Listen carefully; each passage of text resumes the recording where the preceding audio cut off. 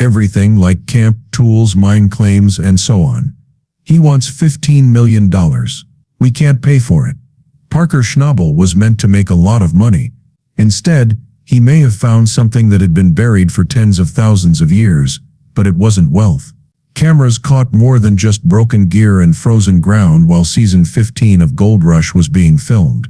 They wrote about a scary find that made Parker feel sick. It began as a fight for millions of dollars in gold, but it quickly turned into a scary descent into the unknown. The cut that was never meant to be open. The Klondike doesn't talk. It screams. The land is rough, old, and full of things that should be left alone. He believed he knew that more than anyone else. After more than 10 years of tearing through cold ground in search of gold, he was as hungry as a wolf and as good at planning his moves. But this year there was something different under the ice.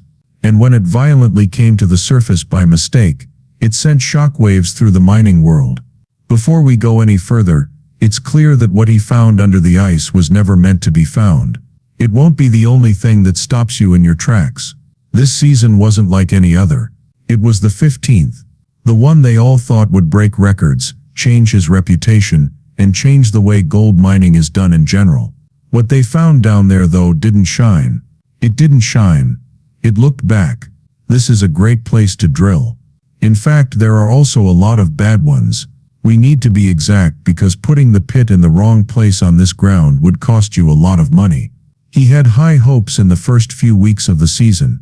He got hold of a good spot, a cold 4-acre cut called the Wolf. It was buried pay dirt deep. It would take raw strength, perfect timing, and the removal of thousands of tons of extra weight to get there. He didn't move though. He had a plan. He had his group. He knew his phone number.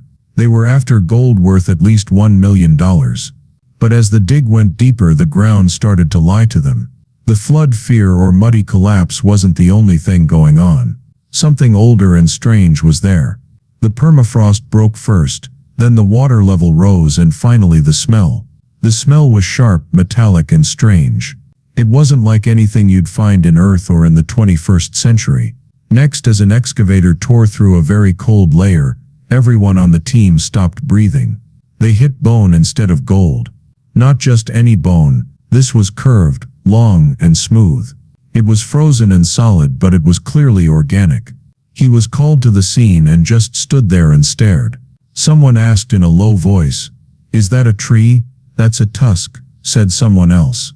"Mammoth," he said for sure, but something didn't feel right as the word left his mouth. It was too big, too even, and too well kept.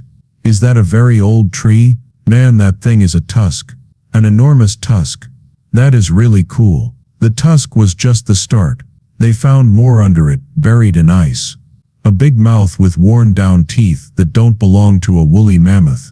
Paleontologists later said that the frozen wall contained one of the most complete Ice Age animal remains ever found in the Yukon. It was completely sealed by layers of time and silt. But what shocked him, and what would later make news around the world, wasn't the creature's size or even the fact that it was still perfectly preserved. It was what was stuck in its head. A sphere that was made by people, polished, buried with it but not stuck in it. They thought at first it might be a rock. Afterward, maybe a piece of ice-worn metal. The object was black, smooth, and cool to the touch, even with gloves on. Usually stays steady when pressured. For the first time in years, he looked scared. "This doesn't belong here," he said in a low voice. The ball was about the size of a peach. A few days later, laser scans showed that its equator had etchings that looked like early forms of code or writing. But it wasn't very simple. It was too clean and exact. Something that nature doesn't make. Things that science can't understand. Not yet, anyway. Back at camp, he kept the find hidden by locking it in a safe box. He didn't want anyone to notice him. It was a huge surprise when a gold digger in northwest Canada found something amazing. A mammoth that has been preserved and is thought to be over 30,000 years old. But word gets around. Talk spread through the mine camp by the end of the week. Something old, or maybe not, like a relic or a threat that has been hidden. After that, the government came to see us. 2 men showed up without warning. Not from Yukon. There are only briefcases and questions, no names. They didn't care about gold returns. They needed the locations. They were after the tusk. They wanted the sphere more than anything else. He wouldn't give it up. He said, "This is what we found. We're not giving anything away." But things began to go wrong after that. The video has been lost. The GoPro that had recorded the dig was erased. The drone feed got messed up. Backup files are gone. It was only he who had the pictures. They were no longer safe, even for him. The generator stopped working that night. A lot of the lights on the site went out. He said he felt watched as he walked back to his tent. The next day he told Mitch, "There was something out there, something, not someone." Everyone on the crew talked about it by the end of the week. The uneasiness, the cold spots, and the broken down digging tools every time they got close to where the sphere was buried. One of the excavators wouldn't even turn over. A team member was hurt when a fuel line exploded and had to go to the hospital with burns. The room that should have stayed under the ground. The idea of Parker Schnabel wasn't new to Weird. He had been digging for more than 10 years and had found a lot of strange things. Old artifacts, rusty tools, and frozen fossils. He had seen bones that didn't belong to any living animal, and tusks that were as big as tree stumps. But the second room was not the same. That wasn't right. They couldn't have found a more perfect hole under the ice. That kind of circle doesn't happen in nature. The walls were smoothed out. The strange repeated glyphs looked like nothing he had ever seen before, and no archaeologist he asked could identify them. As one expert put it, they don't match any native language. Also, they're not new, but they look too good to be old. That was the thing that scared him the most. The black sphere they found looked like it should have been sitting on that platform. It was the exact right size. So small that it looked like something had been put there hundreds of years ago, or even longer. But there's a catch. The platform was made to do more than hold something.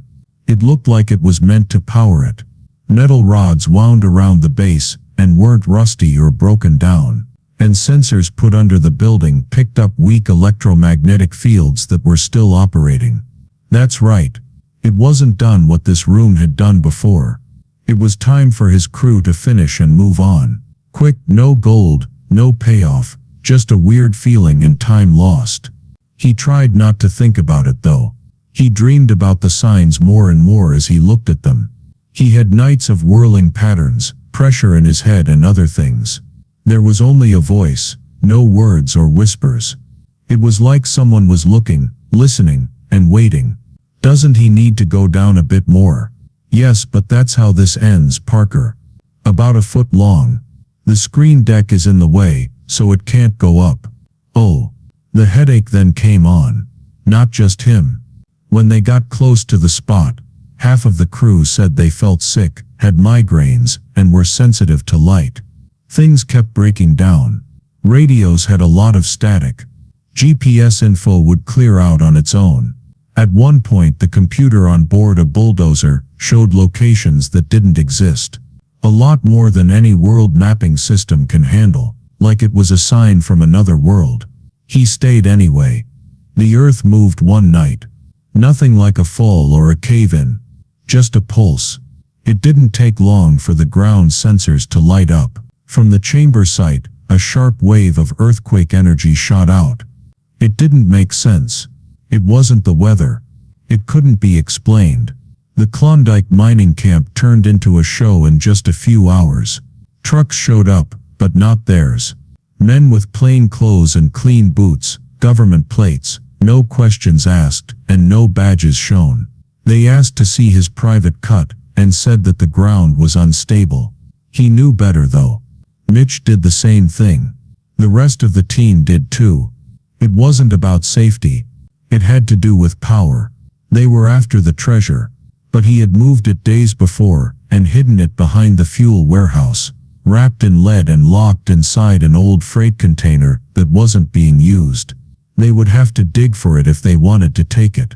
No matter what, the threats kept coming. At that point, the old reports began to show up. Archives hold a lot of historical information. The letters are from the late 1800s.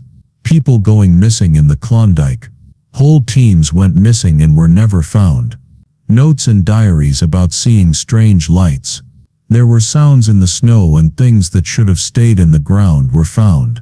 Back in the day, many adventurers had made maps of the area near his dig. But the maps were not always accurate. Not all of the plans were the same. This gold run was a very rich creek, and I think this is where it empties into Dominion. Whole parts of the landscape had changed. Where there used to be dry land, lakes grew. The only stable marker. The more his team dug, the stranger things got. Animals stayed away from the area. Birds stopped flying over the house. The nearby town heard roaring sounds at night. The sky was clear though. People in the area began to whisper again. The Klondike is waking up, a wise person told him. He wouldn't back down, even though she said, and you're digging into its heart. He was interested in what was down there, whether it was gold or not. The team began to see things after that. Shades that moved quickly just outside the floodlights.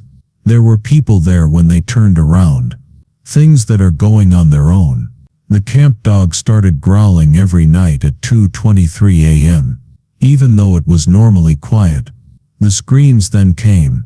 That was enough to stop the sight for one night, but not enough to make him stop. He had gone too far, delved too deeply and saw too much. After that the last dig began. Investors put pressure on him to get their money back, so he hired a lot of contractors and bought bigger, heavier tools. It was an easy plan. Break through the far wall of the room to see what's behind it. There were no microphones used to pick up the noises. It went around ears. It hit deep and low in the bones, like a song that people forgot about from before they could walk straight. As Parker stood at the doorway, he knew that what they had found wasn't gold. The door that shouldn't have been opened at all. After that no one slept that night. Not a single crew person.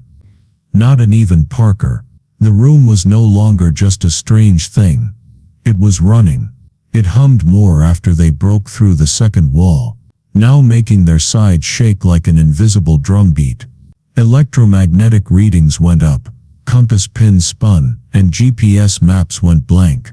An answer came from deep inside the earth. The man stood on the edge of the breach. Floodlights could barely see through the thick, strange darkness that was now coming in through the hole. He said in a low voice, "This isn't a mine anymore." She said, "It's something else." That hit her hard because workers know the ground. It's where they live. Read it. Pay attention. However, this ground, this place spoke back, and it didn't sound nice. The building behind the wall was much bigger than anyone thought it would be. Like metal, but not metal. Instead of returning light, the walls took it in. There are no joints, bolts or signs of wear and tear. Just straight lines that look like they were made by something that doesn't know what human limits are. Different people thought it looked like a vault or a bunker. Even though he couldn't say it out loud, he knew the truth. It looked like a grave. They sent drones, but that didn't work either. As soon as the camera went over the line, the signal went down. Batteries died right away. One of the techs was told to set up a lid-line case and drop a thermal probe inside it. What they got back made them feel cold. One of the digital audio logs that was made right before the breach caught something that none of them heard live. There was static at first, then a loud snap, and below it, a voice that was twisted, echoing, and couldn't be understood. He wasn't nice to the crew. He didn't need to be scared. But late that night, he went back to the edge of the breach. By yourself, he had no idea what he was going to find. It could be a lie. Could be nothing. But what he saw stopped him in his tracks. The room was sparkling. From the far wall, a dim blue light pulsed. Symbols showed up floating in the air, like light shining through fog. They moved, changed places, made a pattern, and then stopped. Geologists on the team later looked at them and saw that they didn't match any known elements on a periodic table. One pulsing sign in the middle matched nothing that had ever been categorized. "It's not just unknown," she said. It's not from here. The water at the camp turned black 2 days later. The tanks that were filled from the nearby melt were dirty. They couldn't find it in oil, silt, or a mineral combination that they couldn't name. It didn't help to filter. It got worse when it boiled. It smelled like metal that had been burned. This has been a tough season. Things we had to decide were pretty big. It scared me to buy Dominion, but it looks like it was a good idea. Crew members got rashes, dizziness, and nosebleeds. One man fell down. There was a language he spoke for 3 minutes straight when he woke up before he fell asleep again. They met him at Whitehorse. Not a report. He had forgotten everything. Still, he wouldn't shut it down. The people who invested in him kept calling him. The government started knocking again. In this case, they didn't ask for approval. They showed up with military containers, helicopters, and formal papers that he had never seen before. They told you to leave the spot. But he didn't back down. This is not government land. It's not yours, indeed. That's when the danger began. Not in front of him but to his crew. A lot of calls came in at night. Voices whispering coordinates, names of family members, warnings, and numbers that aren't mentioned. One said, "The chamber is owned by the earth, and you are guests." He still stood his ground. In secret though, he chose to go in. To enter, you can't just look around, scan, or taste. He went into the unknown with Mitch, 2 flashlights, and a handheld recorder. Though it was still shining, it was not as bright as I thought it would be. As they went deeper, the images got less clear. The walls were too smooth, like obsidian, but in a way they were softer. They turned in on themselves to make a circular ramp that led down into the dark. He let his recorder run for 27 minutes. After that it stopped. There was no sound or light, just quiet. Something was different when they came back. Hours later. He didn't say anything for 2 days. It didn't bother him. Not planned. Not many calories. Just sat in his trailer and stared at the object they had hidden in the lead box, as if it were going to speak. When Mitch finally spoke up, this was all he had to say. It's not from here, and no one was ever supposed to find it. What it was, the black sphere, had changed. It now had a faint glow that made it look like it was awake, and it was beating in time with the humming sound coming from the room. That's when he told everyone to be locked down. Don't dig or look around anymore. The gold could wait. It was no longer about the wealth. It was all about staying alive. Because after they got down, things at the spot changed in a way that no one saw coming. The wake-up call below the Klondike.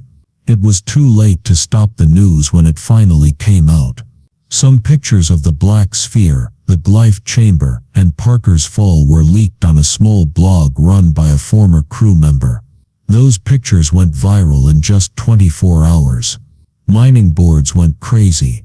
Some conspiracy sites called it the Yukon Beacon. Some said it was from another planet. Others said it was technology from a long-ago society made by humans. Some people thought it was something even worse. Something that people are not supposed to touch at all. But Parker didn't say anything. He wasn't able to. He was no longer just being watched by men. Everything changed after the leak. Military trucks showed up without any markings. No longer could satellites see the area. Official maps of the spot were either erased or covered up with fake maps of the land. Flights were changed routes. Google Earth turned off the area. Parker's mine claim was taken away, right then. No trial, no notice, and no papers. He was told to go. He didn't. He instead doubled down, used all of his resources, spent $500,000 in a week, paid staff under the table, bought cold weather gear, sealed communications, satellite uplinks, and lead shielding. He knew the truth now. It turned out to be a radio. Not only inactive, not only old. Something was being sent. First the signs were short and all over the place. After that they started making designs. Parker hired someone who can code. He left in 3 days, shaking and not responding. He said in a whisper, "It's not language. That's what it says. What are the directions for?" The beats got stronger, but no one knew what was going on. Within a week, miners at nearby claims talked about having dreams and hallucinations, seeing the same patterns in the ground and having the same numbered dreams. One man said that his dog started using code to talk to him. He wasn't playing. It was written down for him. Changed the water and feed rate. Though it was a lot of fun, it was also hard, because you're in wide open water and stuff. Someone else said that in a dream, he saw Parker standing inside a bright sphere, with black eyes and a smile on his face. Parker still wouldn't stop. He couldn't because he thought the sphere wasn't just moving. The idea was smart. It was meant to be that way. He had been picked by it. What scared me more was something else. The most scary part was when the second sphere was found. It was made by Tony Beats, not Parker. It's only 30 m away. The same, more deeply than anyone had ever dug before, buried under an old channel. It didn't hum when it was found by mistake during a normal cut expansion. Not yet. It was warm though. It's too warm. It was ready to go. It was then that the patterns became clear. There are 2 circles, 2 sites, 2 chambers, and a circuit. Parker's geologist did the math.